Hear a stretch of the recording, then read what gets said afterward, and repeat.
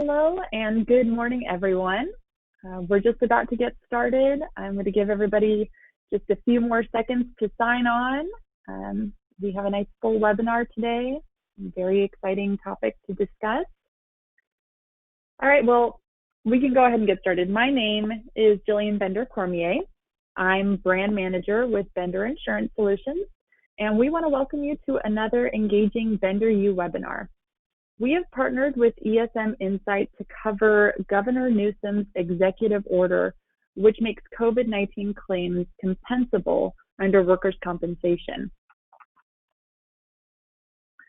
Some housekeeping notes. At the end of this webinar, we will have an engaging Q&A session facilitated by ESM INSITE's Sinead Scrisopi. If you have any questions during the webinar, please feel free to type them into the chat box or in the Q&A section. Sinead will then be sharing your questions with our speakers during that Q&A time near the end of the presentation. We want to be conscious of time, so if we don't get to answer all of your questions, we will gladly reach out to you individually after the webinar. You are all in listen-only mode and will remain muted throughout the webinar. This session is being recorded. At the conclusion of the webinar, both the recording link and a copy of the presentation will be forwarded to you. We have fantastic experts sharing on the topic today, and I'll allow Bender's CEO, Stephen Bender, to kick us off and introduce our keynote speaker. Welcome, Stephen. Thank you, Jillian, and good morning to you all. Over 130 registrants, and we're very pleased to see that. I'm Steve Bender, CEO of Bender Insurance Solutions. For those of you who don't know us, we are a proud employee-owned insurance brokerage located in Roseville, California, in the newly freed and open for business Placer County. Hooray.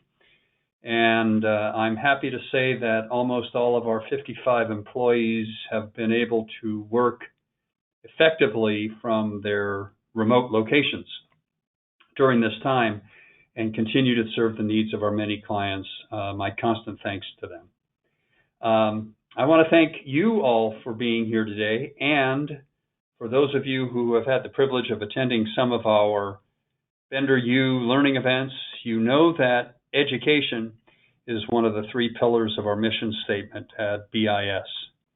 But then again, so is service. And for that reason, I'm proud to say that we had aligned with ESM INSITE over 14 years ago when they began to better serve our clients with regards to advocating on behalf of those employers in making sure that workers' compensation claims were both managed equitably, fairly, but expeditiously. It is with great pleasure that we co-present with ESM INSITE this morning.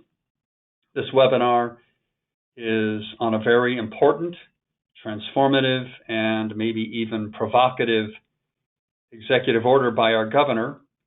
It is groundbreaking in many ways and filled with yet to be defined consequences. For that reason, I am going to defer the majority of this presentation to one of ESM INSITE's accomplished claims experts, Mr. Abe Jabhan. Before I go further, I want to thank Jillian Bender-Cormier and Sinead Scrisopi for their huge contributions in making this possible as well.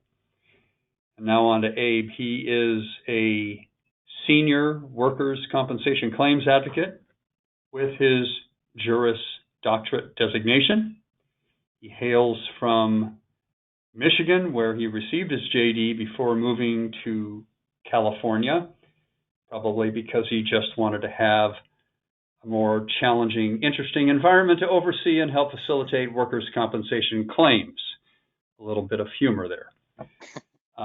He has experience on both sides of the equation with a large insurance carrier and as currently an advocate with ESM INSITE for employers. So Without further ado, Abe Jabhan. Thank you, Steve. What an introduction. I really appreciate it. And thank you all for joining. We definitely value our partnership with Bender. It's been going on for quite some time now. So I do want to highlight what Jillian mentioned, that we'll be handing out or making available the material at the end and leaving some time for questions. There is a lot to get through, but there's pretty much major portions that we can get through pretty quickly. So I'll try and leave some time at the end for questions.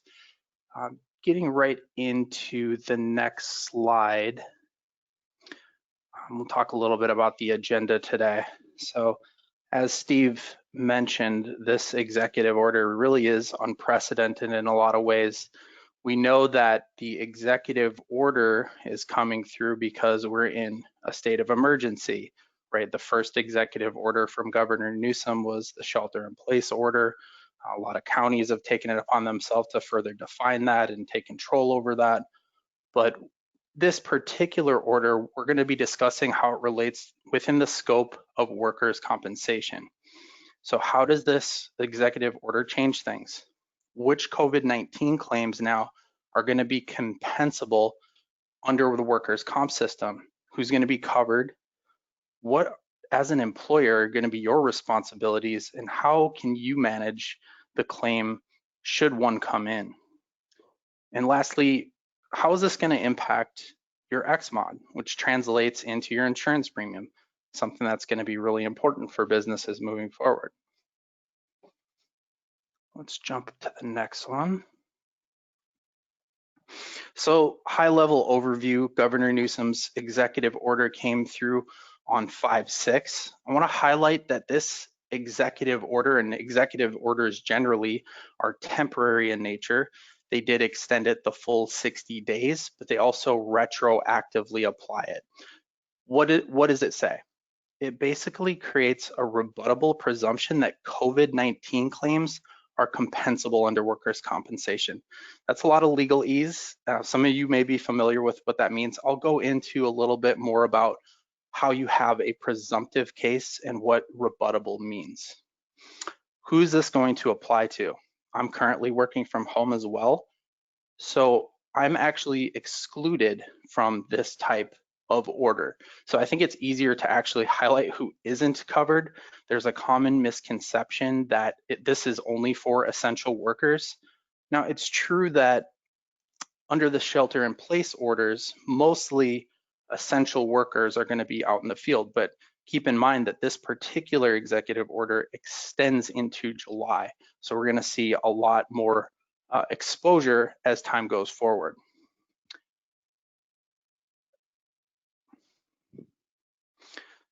So really want to highlight this retroactive portion. So you notice that the order came through on May 6th, but they retroactively applied it back to the shelter in place. Now there's two main components, and it can be a little confusing at first, and it's not necessarily something that you have to memorize. This is something that will get handled by the carrier, but just know that you either have to have a positive test for COVID-19 or a diagnosis of COVID-19 by a California medical physician.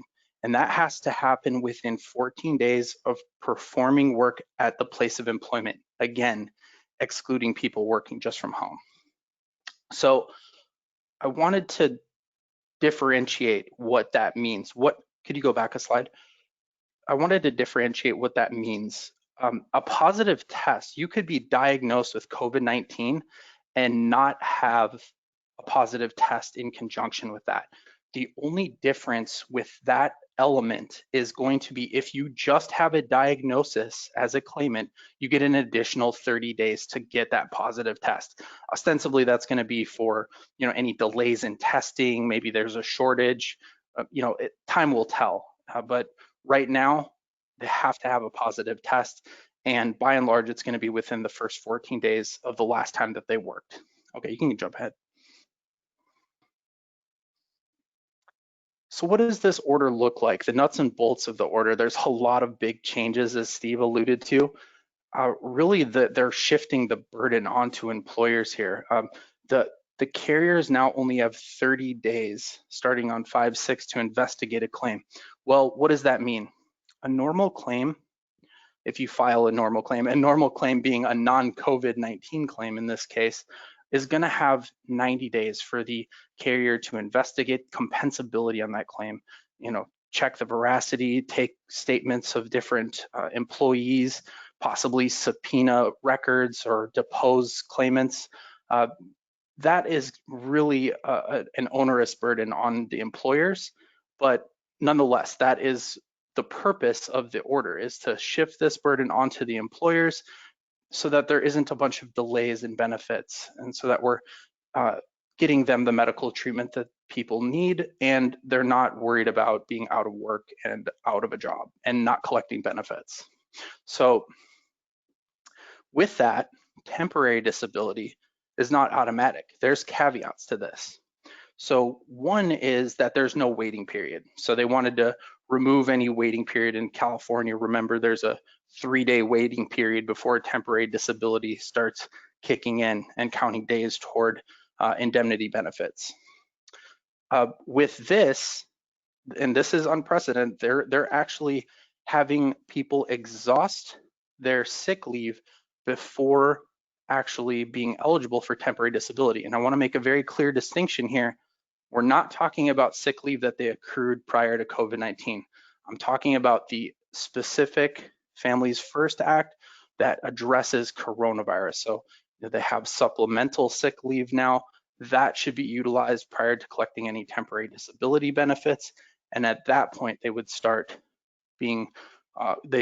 qualifying for temporary disability, but they have to have it recertified by a doctor, just like any other claim. The difference here is, instead of 45 days, many of you employers have seen work statuses for your employee. You can judge whether or not you can accommodate, and you typically see those every 45 days. With COVID-19, they're looking at a 15-day recertification period. So that really is putting a little bit of the onus back on the employee, saying you can't just sit at home.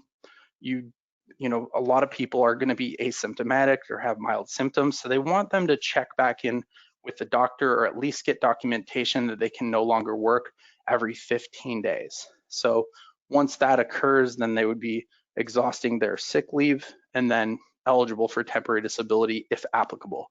You don't want to necessarily bring people back in too early, but you don't want them not following up with the doctor and making sure they're okay. Obviously, there are cases that are much worse than just being asymptomatic.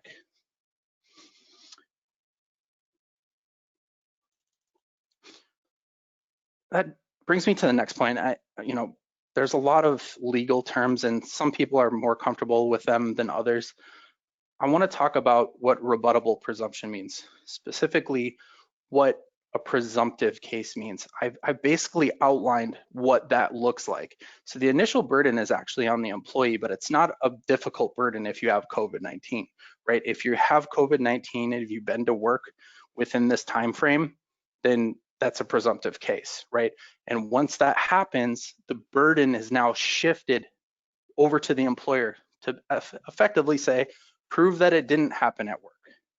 That's a pretty high bar, right? So, but that opportunity to say, prove that it didn't happen, is the rebuttable portion of the presumption, right? It's a mouthful, but you can see that that's shifting the burden of proving the injury from the employee to the employer at that point. So of course, this is going to be very difficult. Think about what that looks like in practice.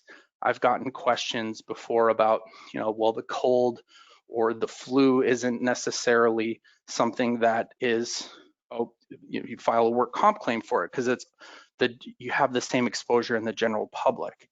Unless there's some type of heightened exposure at work, you're typically not going to see claims for that. This changes that for COVID-19 specifically. This is saying that they're presuming that it did happen at work. You can rebut this with other evidence, and that's extremely vague, but that's what is outlined in the executive order. So what would that look like? I mean, time will tell. There's going to be a lot of different fact patterns. How do you prove that someone didn't get this at work? It's possible that somebody went in for a test, didn't get the results back right away, and then they went into work and subsequently found out, but decided to file a claim. How are you going to get that initial medical evidence? You know, subpoena records, have them sign a medical release. It's going to be very difficult, on top of the fact that there's a shortened window for investigation now of 30 days. So let's jump on ahead to the two different paths. So really what this is demonstrating is, recall that this order is temporary. So although it's retroactively applied, it's going to be a short window where these are going to be presumed compensable. Now, if it falls outside of that, it's going to be like any other alleged claim, especially as it relates to infectious disease. There's going to have to be a heightened standard. So people like that work in the nursing field, obviously they have a heightened risk of exposure. But for these particular presumptions, there's only two ways you can have it. It's either you fall outside of the window, there's no presumption, you don't meet the criteria for a prima facie case, which is a presumptive case, as I mentioned. You can jump ahead. So that really brings me to what the employer's responsibilities are. Really, there's a lot of information here, right? There's a lot of dates, you know, exceptions, exclusions. What do you need to know if you're an employer trying to manage these claims? You don't need to know every single exclusion or, you know, the time frame of when a positive test comes in, or reach out for a positive test or ask for evidence of that. Really, what you're looking for is whether or not there's an allegation of a work-related injury, just like any other claim. There's no heightened duty here to provide a claim form. I think this is going to get litigated down the line because there is a presumption, right? It's hard to deny that there may be a bunch of cases in your warehouse, but how do I prove that that's work-related? Well, just like any other claim, if someone comes to you and alleges, hey, I tested positive, I've been home this entire time, I believe this is work-related, that should trigger you to provide a claim form. I wish I could give you a clear rule that applies across the board, but it's obviously going to be fact-specific. There's no, you want to err on the side of caution. There's not going to be a clean rule for every single situation, but I would treat it just like I would treat any other claim at this point. Now, there's legislation in the works that may change the rules with regard to presumptions, or when your obligation extends to submitting a claim form on behalf of the employee and filing a claim. But right now, the executive order doesn't mention anything about that. So it's important to note that your duty to provide a claim form hasn't changed, but it may be a little bit different because you don't want to be the employer that's just putting your head in the sand, right? It's bad PR, you may have other issues, and if you have a warehouse full of employees with COVID, those claims are gonna come back to you anyway. You're at risk of paying out penalties. It's something that you should be discussing with counsel and discussing with the insurance carrier if there's a fact pattern that you're unfamiliar with or you're not sure.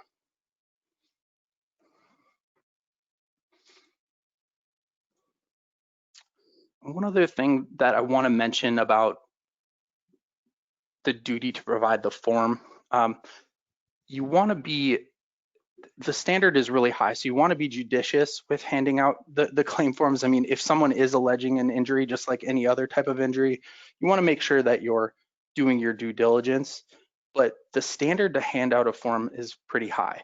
And we know that from the Honeywell case. Even if you're reasonably certain about a possible work-related injury, that's not enough. And again, this may get litigated. They may say, well, it's obvious if you have COVID-19 because it's a communicable disease that you should have been aware at that point that you have a duty to hand out the form. So again, if you're unsure, err on the side of caution, discuss it with your HR people, your HR protocols, make sure you're reaching out to the insurance carrier. And this brings me to other steps that an employer can take now. It's really important to make sure that you're keeping accurate information. And why is that the case? Because there's a lot of things, and there's going to be tax implications with regard to COVID-19. There are issues with regard to the carrier. You want to make sure that you're documenting all the evidence and also making sure that you're giving that to the insurance carrier in a timely fashion, because there's a 30-day window to investigate. Sorry, my cat just jumped in here.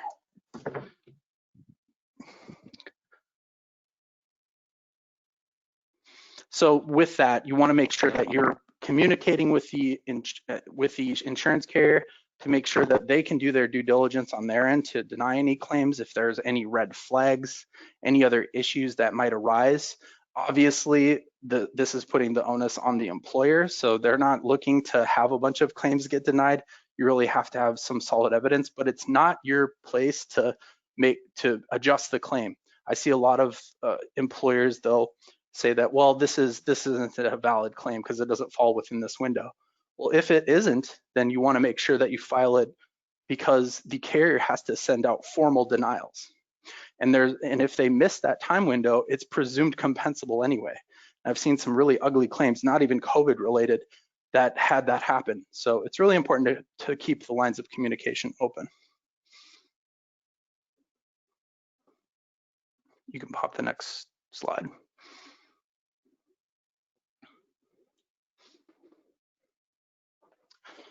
And this communication really extends to the employee. So imagine you're an employee that just was diagnosed with COVID-19. I mean, that's a really scary scenario for a lot of people. Even if you're asymptomatic, you may be worried about family members getting it from you. You're also worried at this point that if you thought that you got it from work and that you're going to be out of work because you have this positive diagnosis, you're worried about your livelihood.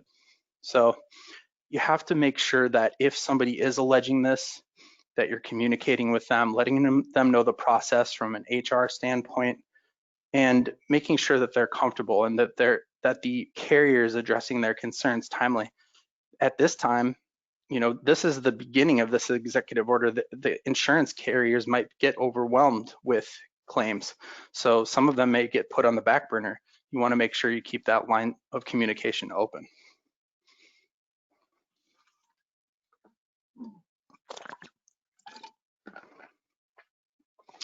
And this goes along with what I was discussing for keeping a separate log of all COVID claims. So the WCRB, which is a rating bureau in California that helps decide what insurance premiums will be, they've proposed unanimously to exclude COVID-19 claims from the XMOD, which is the rating that helps determine what you pay for premiums.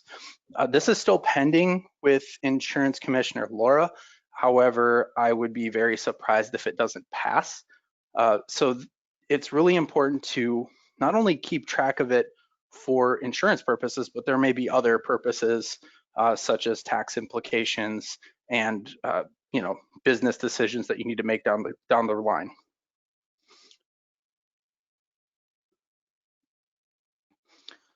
Additionally, with regard to keeping track of just the employees themselves, you want to make sure that you're delineating which employees have worked from home when. Recall that I mentioned that employees that are working from home are excluded from this particular presumption. So there are different entities that may be very big and they're not really familiar with all of their employees. So just highlighting which ones are actually working from home versus in the field will be really important for the carrier to be able to deny those types of claims. And separately, tracking payroll. The WCRB also proposed that salary continuation from any workers' compensation claim that's paid for COVID-19 will be excluded from workers' comp premiums, and also all those employees that are working from home will be classified under a different class code. And why that's important is because everybody that's working under that different class code, it could be at a lower risk and translate to lower premium. Excuse me one sec, I'm gonna get some water.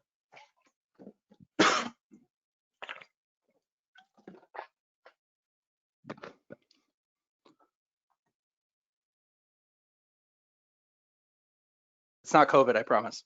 All right, you can switch to the next slide.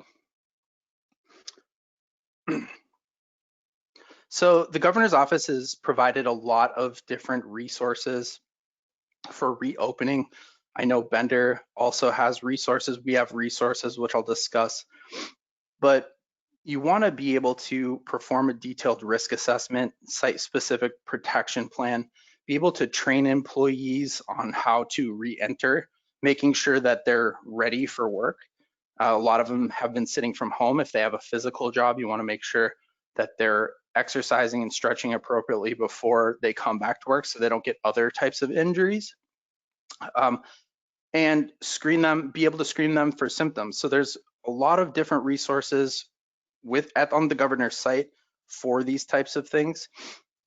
Implementing control measures and screenings, disinfectant protocols. I was talking to a colleague yesterday about the disinfectant protocols, and it's way different than the normal cleaning procedures or having just an overnight service come in, especially if you have a positive case. So it's really important to review those protocols and update your HR procedures with regard to those. And obviously everyone's seen physical distancing, making that a part of the culture. That's going to be difficult at first, especially if people have been working from home, but it's important to implement those procedures and train people on them so that they're comfortable to come back to work.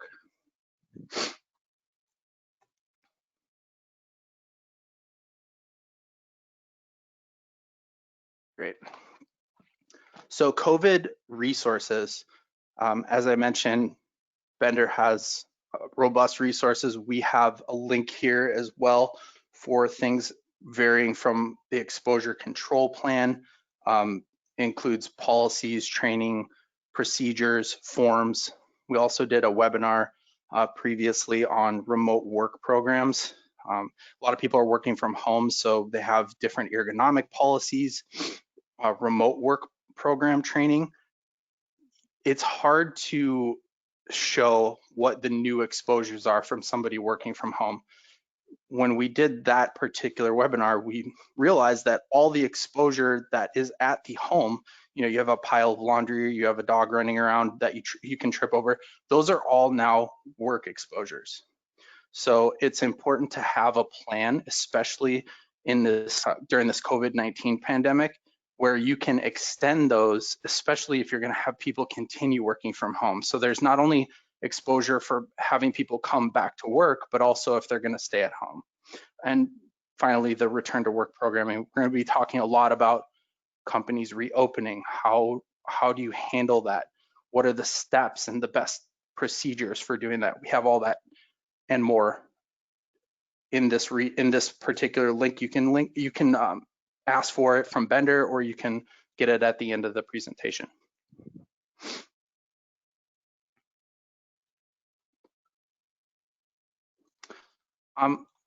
We included this just to show you that, again, this executive order is limited in time. So there are a bunch of proposed bills, specifically these 4 right now, that have to do with COVID-related exemptions and presumptions. I'm not going to go through them specifically just because they may not come into law, but a lot of them are coming through now. They're trying to create presumptions for critical workers, for hospital employees, firefighters. They want to make them permanent.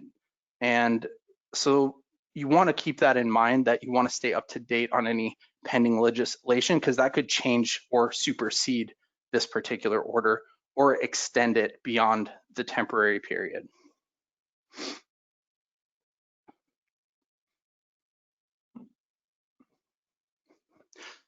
We put the call to action in here because this really can affect the workers' compensation system pretty dramatically. there's a wide range in estimated costs for what these bills and this particular order may derive at. And we have everything from 2.2 billion to 33.6 billion. I mean, time will tell. We don't know how many more cases we're going to have, especially with increased testing. So these are some options to just call yourself to action. I'll leave that up to you, but those resources are there as well. I got through that a lot quicker than I thought, but I'll go ahead and send it over to Sinead for any questions that you might have.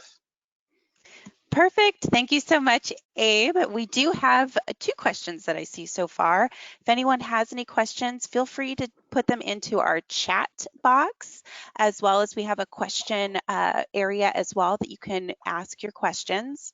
I do want to be conscious of time, although we are doing amazing on time, but any questions that are not answered live will be addressed via email afterwards. So let's get started. So Abe, I have this one. It says, is this executive order constitutional? Oh, that's a good question. You know, I'm I'm not an attorney, although I did get my JD.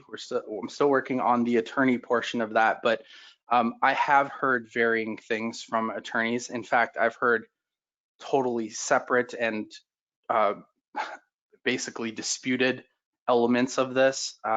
So it's hard to say. I won't give you a definitive answer on whether or not it's constitutional. Right now, what we know is that the order is in effect and that the insurance carriers, everybody else that is subject to it is going to abide by it until it is overturned. And that process could take a long time. And it may not get disputed very heavily just because of the temporary nature of it. So I've had attorneys say that it's probably is constitutional. I've had them say that it's not, on the side favoring constitutionality. I mean, we are in a state of an emergency.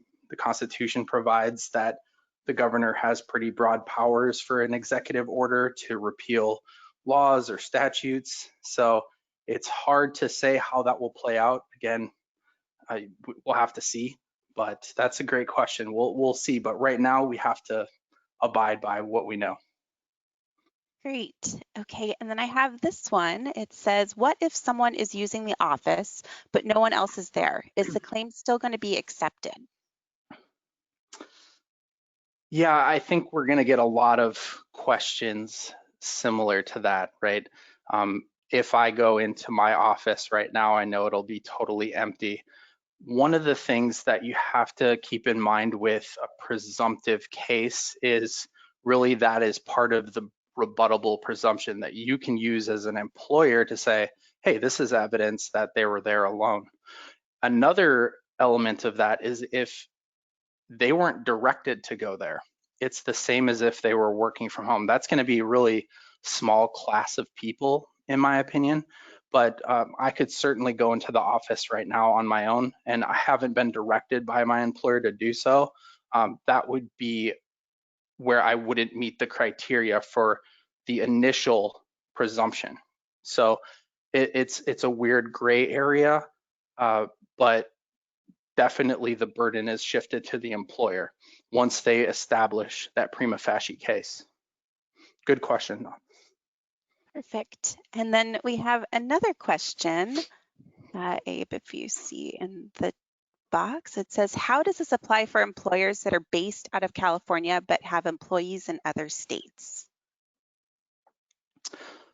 Well, that's with any laws, you're going to have federal and state laws. So you want to abide by whatever the jurisdictional rules are for those locations. So if you have California employees, they're going to be subject to California laws and subject to the workers' compensation system here and subject to the executive order. So there's a presumption here that may not necessarily apply in Minnesota.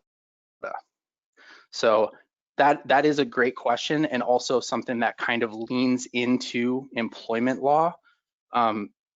The scope of this is obviously workers' comp, but Bender is a great resource. They have Think HR, which is a resource that you can use for those types of questions that kind of fall into the employment law category, but definitely jurisdictional and the federal law that oversees it all supersedes some of the state laws. So definitely something that you want to take a look at, but this executive order applies to the California workers' compensation system. Perfect. And I see another question here, Abe. It says, in our situation, Quest Diagnostics is now offering antibody tests for $130. If I were to get tested and test positive for antibodies, would I have to make the test available for my employees because I possibly exposed them? And should my employees test positive for antibodies, could they argue that they might have had exposure at some point? Therefore, any sick leave that they took for flu-like illnesses early in the year could those be potential work comp claims? So that is a good question. There's a lot there. So I'll go back to address what it takes to get the employee's initial burden moved over to the employer. So they're talking about after the fact, and I test positive for the antibodies, which is an indication that they had already had COVID-19. Recall though that the test is whether or not they have a positive test within 14 days of working there. So if they have already had that and they're not currently testing positive, but they're testing positive for the antibodies, they would have had to have a test that was positive within 14 days of them actually working for the employer outside of their home. So once that's established, then the burden shifts over to the employer. So I don't think that they could establish the initial elements with that. And it also depends on, remember, this executive order only extends back to March 19th. So there is some time there that they may have contracted it earlier. So therefore, there would be no presumption. So it would be treated the same as something like the flu or the cold. Again, most of these cases that you're going to discuss that are similar to this are going to be fact-based and it'll be situational. So there is going to be a bunch of different hypotheticals that will come up.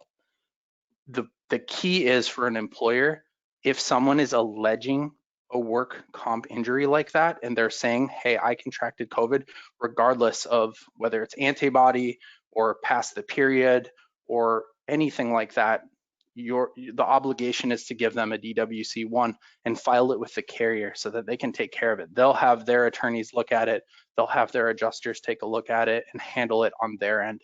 But great question. Hopefully that answered most of it.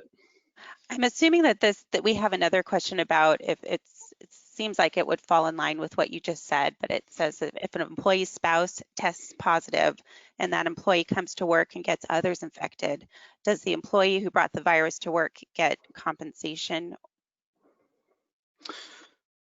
Well, it depends, right? So are they alleging that they initially got it from work and then brought it to their spouse? I mean, they would have to file a claim in order to get benefits under workers' compensation. So if they're filing a claim, then they're alleging that they got it at work. They could say that, you know, after the fact, I gave it to my spouse. But if they truly got it from their spouse, and it would be hard to necessarily prove that, then they wouldn't be eligible for a work comp claim because they didn't get it at work.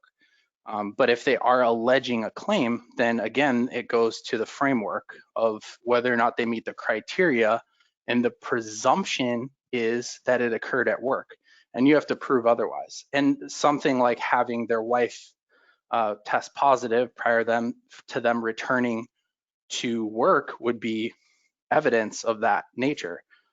So that could be used to rebut the presumption.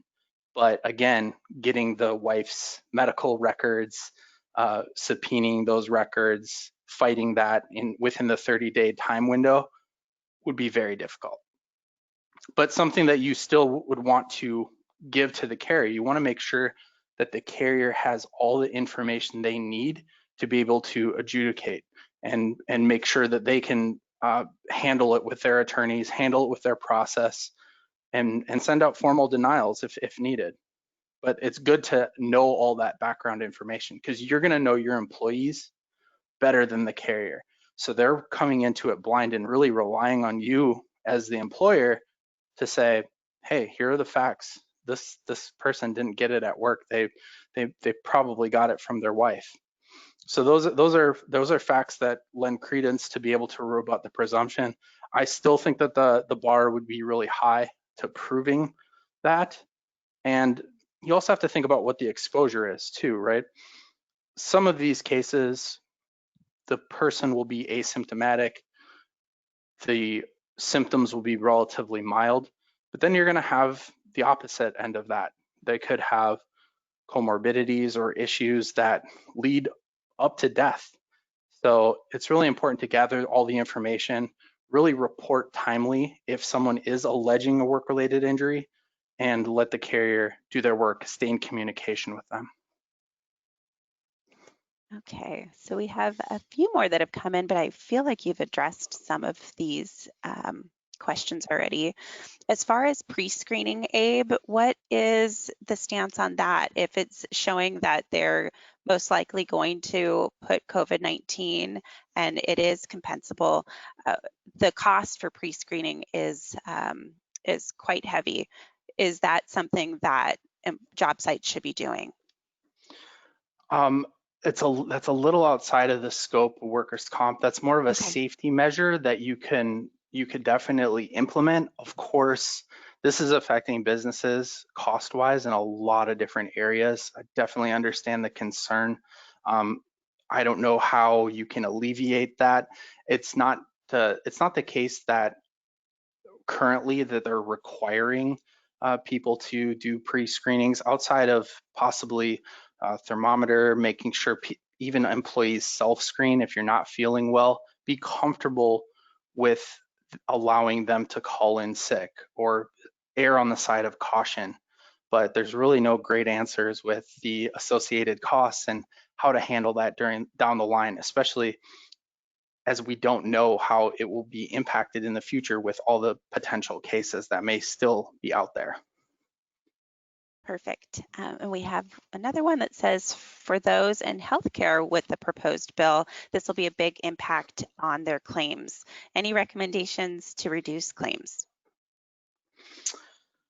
Well, I mean, the healthcare workers have been doing a really good job just generally. You know, they're in a position to be more safety oriented, right? But certainly there's a much higher exposure for people that are considered essential workers, especially healthcare workers that are on the front lines, right? I'm not sure that we have great answers other than what they're already aware of. There's certainly heightened exposure for everyone, especially the people that have been working as essential workers, because most of the executive order isn't going to apply necessarily to people that were sheltering in place, right? Although it doesn't specifically say that this is for essential workers. Well, who else has been working prior to this executive order? Obviously, this extends into the future, so we may have lessened exposure for just essential workers on aggregate, but moving forward, we're going to have more reopenings. There's going to be more claims. So it's hard to say. You know, there's not really a great answer to mitigate the exposure because they have to be on the front lines. Perfect. Well, I am not seeing any other questions come in. We did great on time today. If there are any other questions, there will be some contact information when we share this presentation and the link afterwards. So definitely feel free to shoot them over to us and we will answer them appropriately and in a timely manner.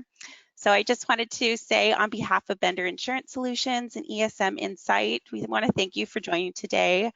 This presentation and recording link, like I was just saying, will be distributed to all attendees later.